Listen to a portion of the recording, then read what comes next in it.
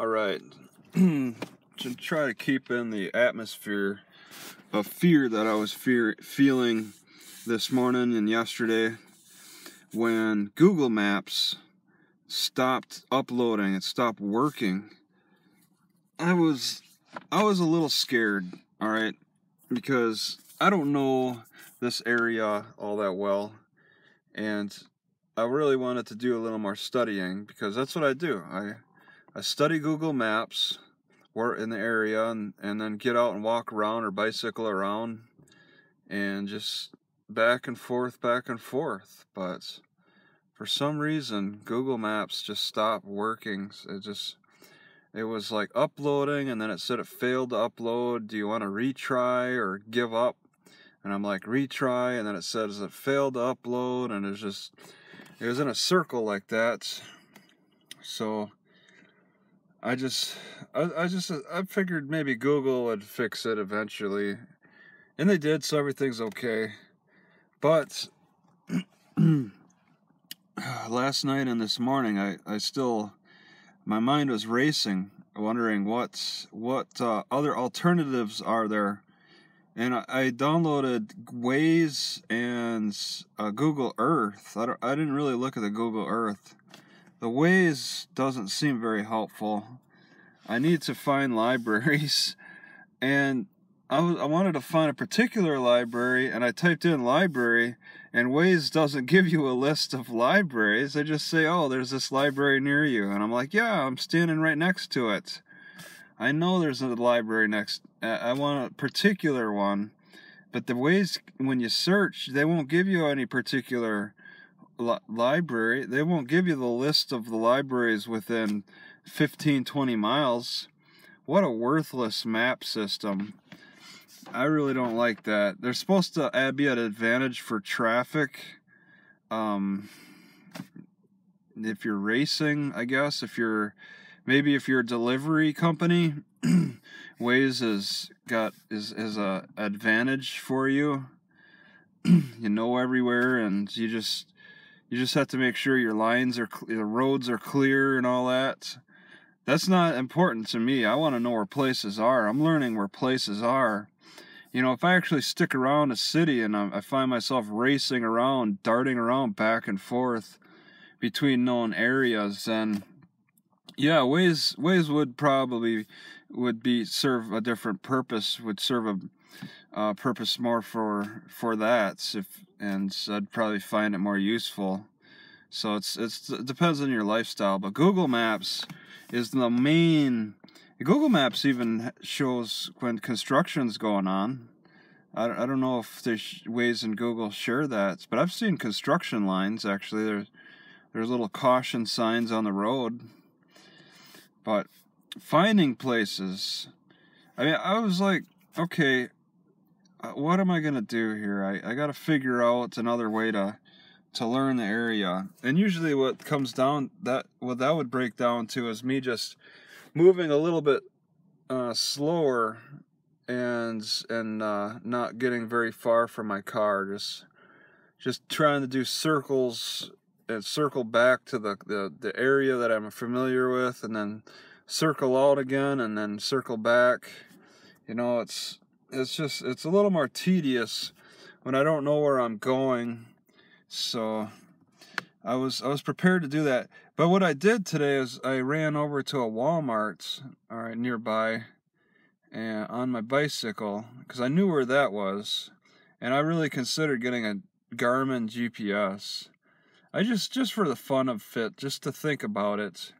I really don't want to spend the cash, but just as fun. I had one at one time, but it got broken in a car accident.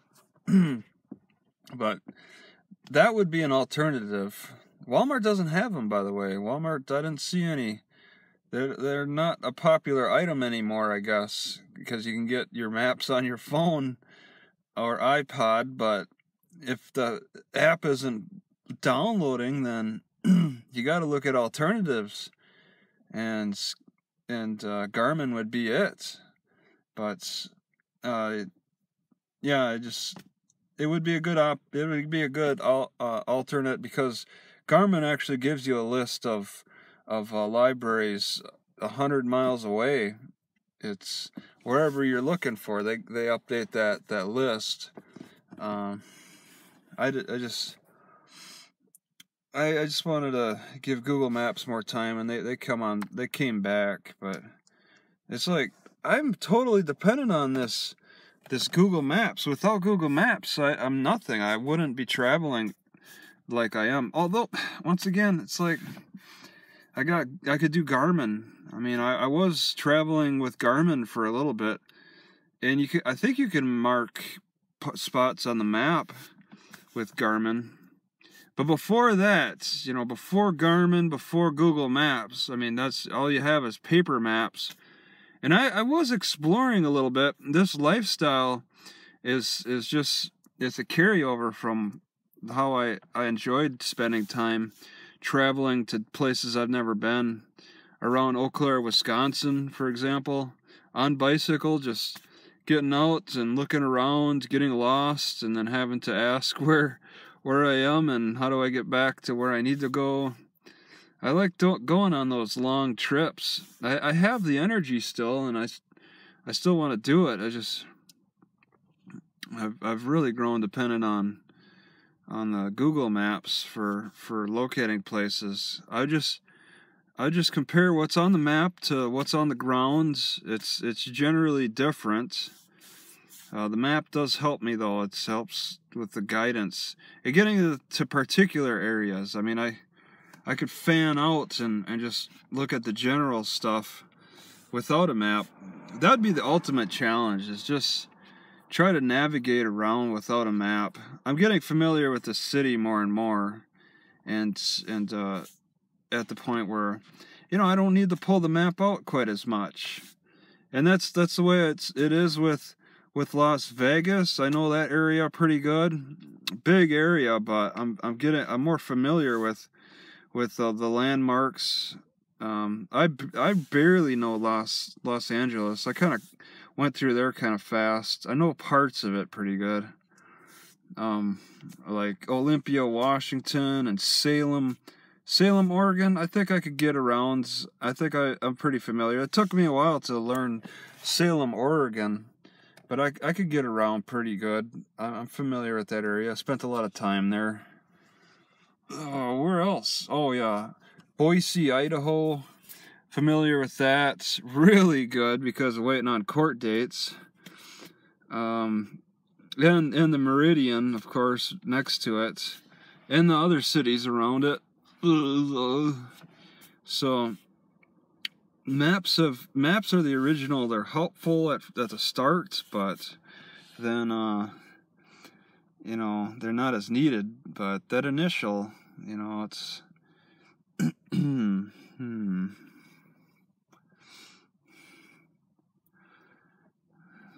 That initial discovering and that initial exploration is really, really, it's just key. And I was like, last night, what if a cop harassed me? And it's like, you gotta keep moving along. I'd be at a loss on where I could run to. Because going back to where I came from, which is about 10 miles away, I forget how the turns for that. Without any kind of a map, to just have to move to make somebody happy, that's not easy when you don't have a map, when you've never been to the area. That's why it's important to get out and walk around, get familiar. But I gotta say, walking around, I got chaffed legs again. I walked maybe over 10 miles today, bicycle too a little bit, mostly walking, and I'm chafed again. Need to give myself plenty of time to rest. I'm just too fat. I got too much flesh in between the legs. That rubs. On football, to tackle that chafing, I'd wear those pants for the bicycling. Those are nice, but I don't really care for that stuff. If I can avoid it, I don't really get out enough anyway. Like, I got out today and walked and bicycled around. I'm a little tired from it. It's got good energy flow from it. It's a good exercise. And I might try to take tomorrow off and just relax and recover with the chafing, and then try to cook too. I think I know a good spot around here. As busy as it is, there's just people all over. I can't get away with any of the spots I've been parked at, but I think I know a good spot now. But yeah, just being lost in a city where it's just people are very keen on the laws and rules and all that stuff, and it's just you gotta like you want to explore, but you got to make other people happy about where you go, and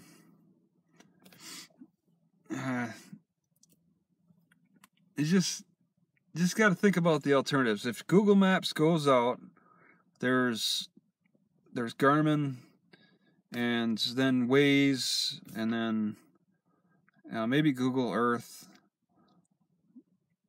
There's probably another one, but I'm not too familiar. There could probably be more alternatives. It sounds like a lot of like Apple Maps or something. It sounds like a lot of even Apple's kind of a map is using Google Maps in some way. It's like they're not really making their own separate. Bing, does Bing have their own map? MapQuest. I didn't see any MapQuest when I typed in maps on the search for the apps. MapQuest did not come up for some reason, so I don't know what to think about that. So when Google goes down, I don't know why would that not fail to make the updates. I even got rid of the app and then brought it back, and it still stopped on the loading phase and said there was something wrong. And just like, it can't be like that. It can't go down. Google Maps can't go down. I mean, but it's an eye opener, okay? When Google Maps goes down, even for a few hours, for somebody like me who's totally reliant on it, that's like, I would almost say it's like a job tool. Like people have certain tools that they need for jobs. Like if I was a business administrator and I needed to use Excel, okay, that's a tool, and you got to be pretty good at using it. I can't. It really feels like I'm just an average user of Google Maps, but I may know things about Google Maps that a lot of other people don't. I mark and mark and mark. I mark all the libraries with hearts. I mark as many of the grocery stores as I can with stars. The food banks and free food sites I'll give a flag to, and then I'll put in the description what it is and the times and days. I make sure I do that. It's kind of like a job, but what does it contribute to? Potential 5 seconds of video of something on the way there or whatever. That's what. And what does that translate to? Not much for any kind of an income. It's more of a hobby than anything, and everybody wants that kind of hobby, traveling around, taking pictures. It's like everybody wants that type of a hobby, so it's a saturated market that I'm in. But when you don't have any skills, which a lot of me as well as a lot of other people don't have those skills. And that's what I was thinking too. What if I was to travel without a map? I would take pictures of places I've been, and then if I really get lost, then try to refer to the pictures or something, pictures or video of certain areas, just to try to jog my memory, to record the whole trip, and then refer back to it or something.